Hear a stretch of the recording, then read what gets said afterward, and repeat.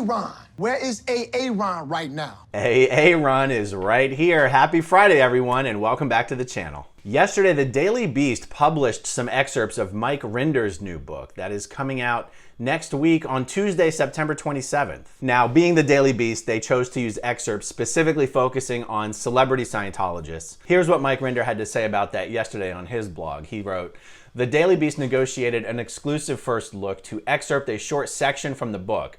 What they chose is not what I would have selected to represent the contents of A Billion Years, but they are convinced this is what will interest their readers. I almost omitted reference to celebrities altogether for fear of it becoming a distraction from the more important things I had to say, but ultimately chose to include some of the interactions because to have left them out entirely would have not been authentic. These things did happen and in some ways impacted my thinking and decisions." One of the things the Daily Beast published was an excerpt from Mike's book about how Scientology had tapped Nicole Kidman's phones. This was part of David Miscavige's effort to prevent Nicole Kidman from getting Tom Cruise out of Scientology. Nicole Kidman was never as much of a believer, was never as dedicated to Scientology as Tom. And during the filming of Eyes Wide Shut, Tom Cruise was becoming more and more distant from David Miscavige, and Miscavige was paranoid that Nicole was succeeding in bringing Tom out of Scientology. Here is part of what was published yesterday. This is a direct publication from the book, so it's written as if you're reading from the book. In 1997, cracks started to show in the relationship between Cruise and Miscavige during the filming of Stanley Kubrick's Eyes Wide Shut. Losing the day-to-day interaction with Miscavige and spending his time with Nicole had an effect on Tom. He was not checking in with Dave or even returning his calls. Miscavige, fretting that Nicole was pulling Tom out of Scientology, sent me being Mike Rinder, sent me to London to meet with Tom's sister, Leanne, at the Dorchester Hotel to try and find out what was going on.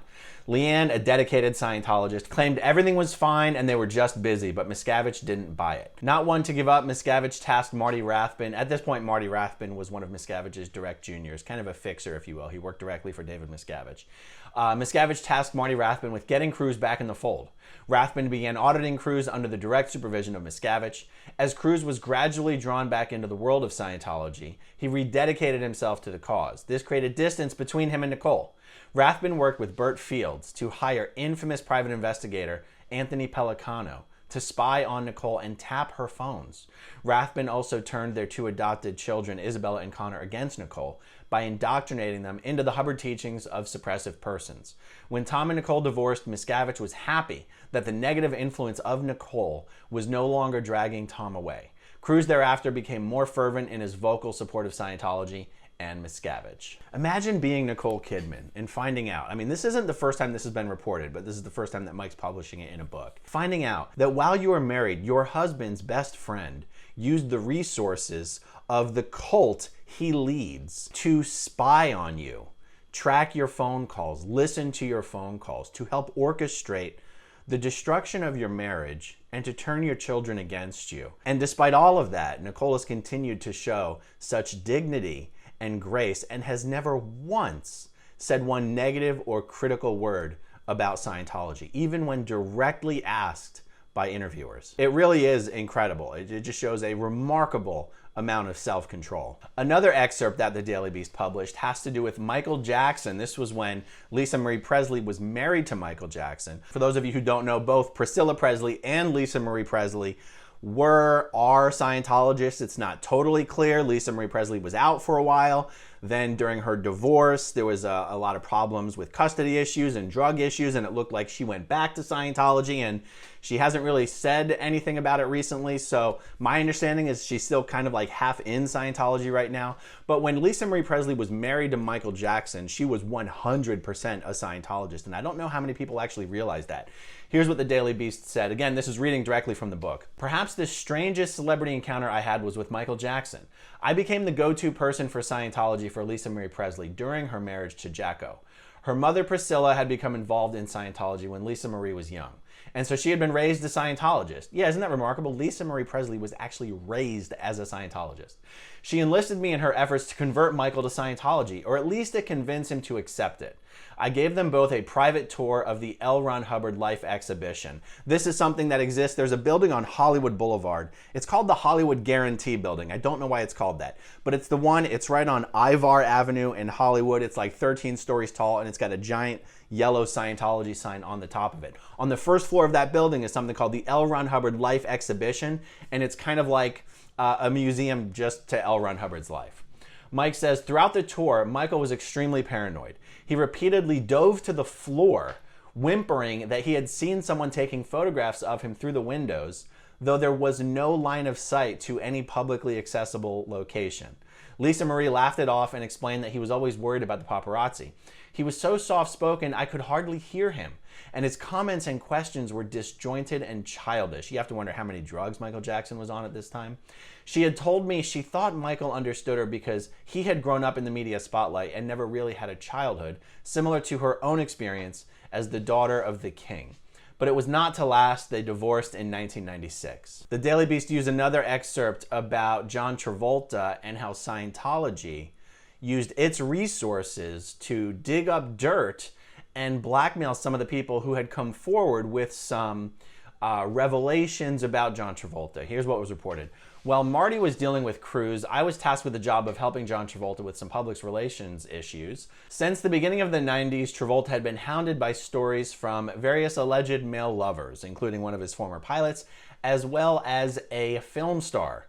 I met with John and his attorney to help navigate these landmines. The National Enquirer reached out to Travolta and the church for responses. Realizing the potential PR damage a story like this would have on the perfect Scientology couple of John and Kelly, we dug up dirt on the sources of the stories and threatened the media with lawsuits. The stories were shut down and I became a trusted person in John's life.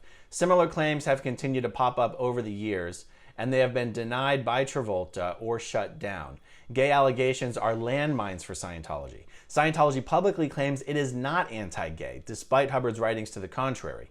Yet the threat of a story describing a Scientologist as gay would cause panic internally, because for a Scientologist, not being cured of homosexuality would indicate that the tech doesn't work. When convenient, our public statements were, we do not get involved in commenting on the personal lives of our parishioners, celebrity or otherwise. In truth, we were very much involved in all aspects of their private lives. And this is certainly true. And this is true also in the case of, well, currently Danny Masterson is in the headlines because on October 11th, Danny Masterson, also another person who was born and raised in Scientology, he's going to court for the allegations that he has attacked many women, many of whom were Scientologists. And while these women were in Scientology, they were prohibited from ever going to the authorities. But now that the women have left Scientology, then they came forward. Now Danny Masterson is actually going to go to trial to face these allegations the way he should have a long time ago. And Scientology, this thing that Mike mentioned here about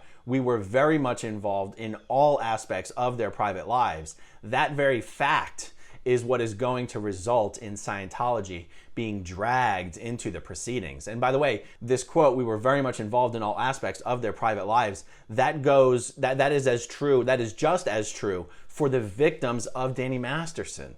And the fact that Scientology is so intimately involved in each of these persons' lives, they were also intimately involved in obstructing justice and preventing these victims from going to the authorities, and having even one of the victims sign a legal agreement that led her to believe she wasn't even allowed to go to the authorities. So the fact that Scientology has or meddles so deeply in all of its affairs does allow it to exert a remarkable amount of control on its members, but it's a double-edged sword there, because it also means when a lot of these really dirty things end up in a courtroom, Scientology inevitably gets dragged in there as well, as it should. So in Mike's blog post yesterday, he included a link to where you can pre-order this book.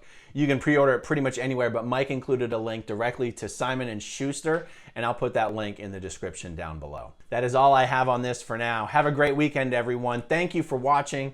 Thank you to everyone who watches until the very end, and I'll talk to you soon. Bye. Okay, if you want to see my rock and roll songs, click right on this guitar. And if you want to see a different one of my videos,